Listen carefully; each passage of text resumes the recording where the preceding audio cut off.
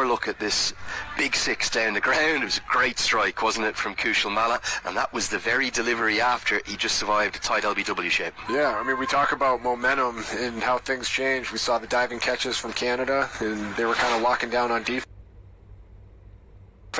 Now Nepal starting to get a goal. Oh, if you're Harsh Thacker, it's into the slots. That's a juicy strike zone delivery, and Powdell catches in with a maximum. It sure is, and you got to think, like, if you're Nepal, you know your target in this format. You're being ultra aggressive, and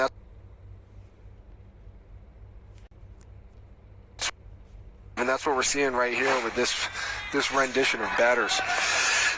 The margins in cricket, Matt, they are so small. So for that bowler there, if he's 6 inches shorter, that's an okay length. That's actually a good length. The batter's going to find that hard to get underneath. But there's a length that we call the slot, and that one there, Harsh Thacker, could not have bowled that more in the slot. Yep. Powdell identifies that, smashes it down the ground, 60-metre straight boundaries, he gets 6. Yeah, these guys are too good, you're right. You can't make those kind of mistakes at this level. Nicely worked into the leg side. I'll think of a second, but no need to take it on as Sad Bin Safar does the fielding. It's been an amazing innings already, this chase. It's really ebbing and flowing, very topsy-turvy. Yeah, very exciting match. And again, I think that's a credit to this format. You know, it breeds excitement.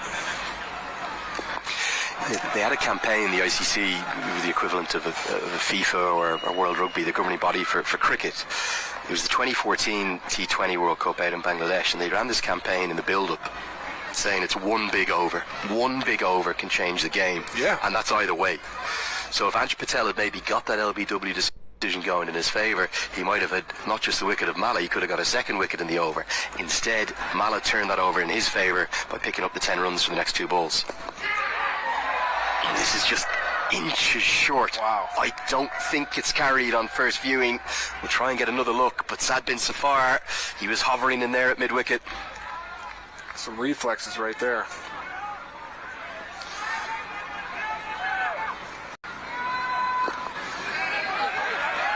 Going to be a single to close out the 9th over. 9 have come from it. Sad Bin Safar ends up on his backside.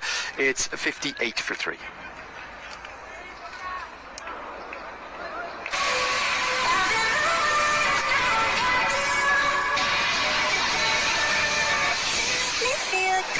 All new Nissan Kicks.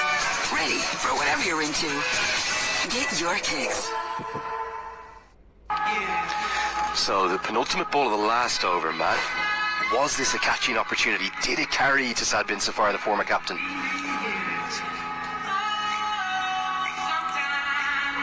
Oh, yeah, he could have had it. I mean, that's a tough catch.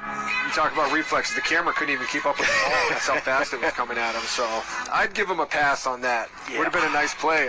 Another highlight defensive play by Team Canada if he had come up with it. I'm not quite sure it carried. I think it's one of those ones that even if he kind of got his hands to it, it might have been on the half volley. A really good effort, though. They're the most difficult catches to take. Well, the 2 hardest are the ones coming forward, and then the one that we saw Dilpreet Badger execute running over your shoulder. Now Malla loves left arm spin. He takes it on. Long on is in place, and he takes the catch. And Sad Bin Safar, he strikes from his very first delivery. Just not quite far enough. I mean, man, you talk about multiple momentum swings in this match and in this format. That's another example right there. A few more feet, that's 6 runs. Another nice catch by Team Canada, keeping themselves in it with defense. Take a look at this replay. Yeah, I think certainly for Kushal Malla, you'll see he's just going to try and go after left arm spin with the ball turning into him. I think it might be the sub fielder. It might be Ravinder Pal Singh who's taken the catch. We'll get that checked. The score, it falls tonight 58 for 4.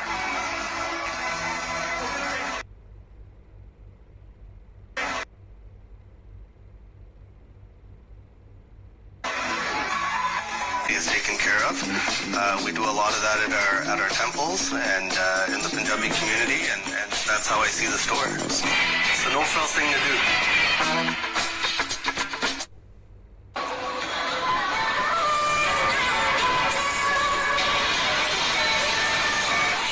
The all-new Nissan Kicks.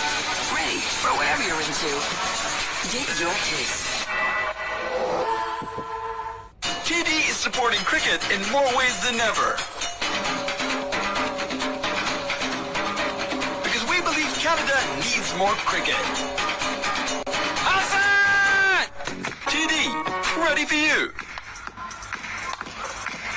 So the match officiating team decided to take the drinks break on that first ball of the 10th over. The reason why, Kushal Malla has departed looking for another big one down the ground.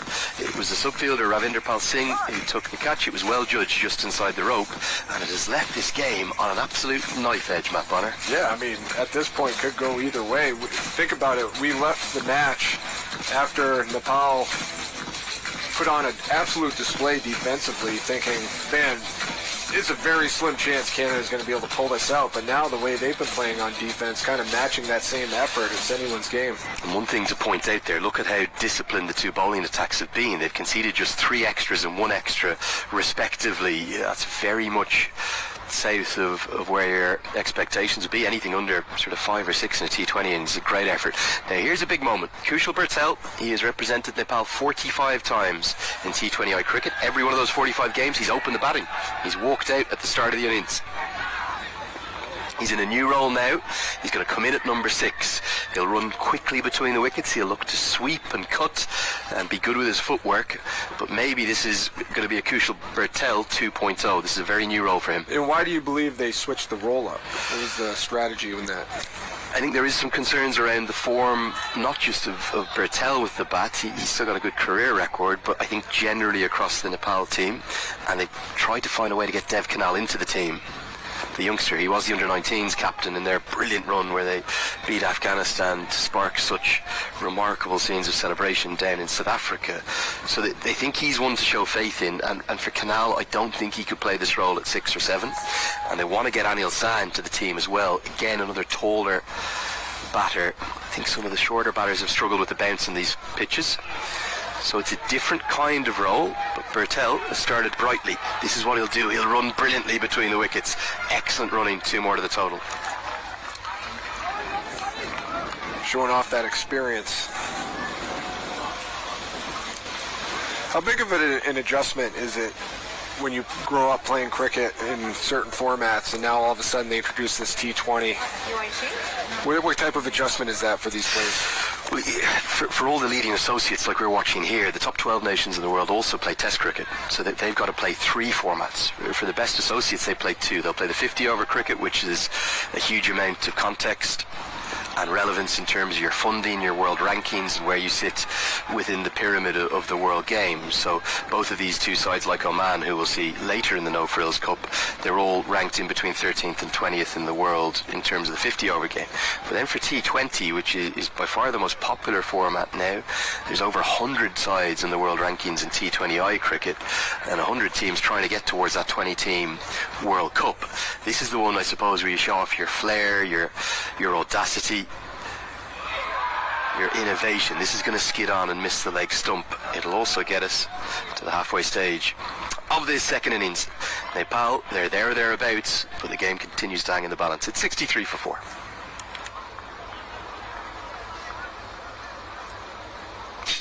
As a business owner, you have a responsibility to give back to your community. We hire local and we serve local. Breakfast program, school program for kids. Seniors bus program, providing transportation to and from the store.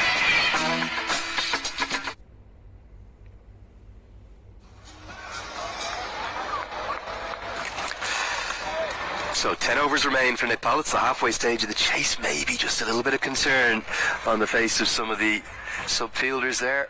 Young Arjun Saud amongst them. Missing out today, Arif Sheikh. I'm not sure we'll see him much in the T20s. For Nepal, they've expanded their squad from 15 to 16. They've not flown in anyone additional. So somebody who's a T20I specialist like Avinash Bahara, not here. They're just having to make do with what they have. And Dev Kanal has come into the squad, and he's batted at number 3 as Thacker's going to continue into his 4th. Just had a shuffle here in the commentary box. Vivek Jacob joins me now. Vivek, where is this game at? We thought Nepal were well ahead of it at the halfway stage. Canada fighting hard. I think it's so evenly poised right now, and I think when you look at the match situation, it's all because we've had this variable bounce and this low bounce that has made it difficult for the batters. Is there an aspect of Nepal's recent struggles in terms of not being able to get over the line and win games that we're also seeing maybe being exposed, and is that part of this? I think we might maybe see that become more of a factor as we get deeper into the match. I think they showed good intent at the top. I'd say they showed winning intent. They're really aggressive, weren't they, in the first 6? No question about it. And I think that's where, when you lose those couple of wickets, that hesitancy can come in again, and that seed of doubt of, okay, how do we manage the situation? Do we play for the power play? Said that Bertel would like to sweep. It's exactly what he does, but he doesn't really get anywhere near that as it comes off the glove and goes over the head of Sherry Ismova for a single. Paudel is so important, isn't he, in the chase? He's probably, across all formats, Nepal's most consistent batter. He's at a really good time of things in periods of 2024. It's exceptional against West Indies, on home soil, and he looks to be just kind of measuring this chase. He's happy to go to run a ball for the moment. And no question, and they'll be saying if they can just keep wickets in hand, bat through the next 5-6 overs, they'll know that with 6 wickets in hand, 6, 7, 8 runs and over won't be an issue. So Harsh Thacker has bowled his 4 overs out already inside just 11 of the chase. He'll be pleased with his figures. He's got none for 18. The score is 68 for 4.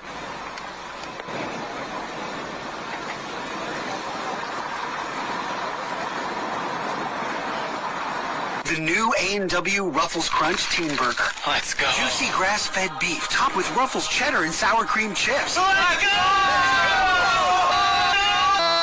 Try the new A&W Ruffles Crunch Teen Burger. Let's go. It's a really interesting call from Nicholas Curtin. He's bowled Thacker out very quickly, and he's probably going to be pretty satisfied with the results, just going for 18 off his 4 overs. No question. Sad bin Safar is going to continue. If you're Curtin here, how are you kind of plotting these last 9 overs? Well, I'm looking at Akhil Kumar for sure. He had the 1 over, took the wicket. Ansh Patel took a bit of stick in his over, so you're maybe keeping him away for now.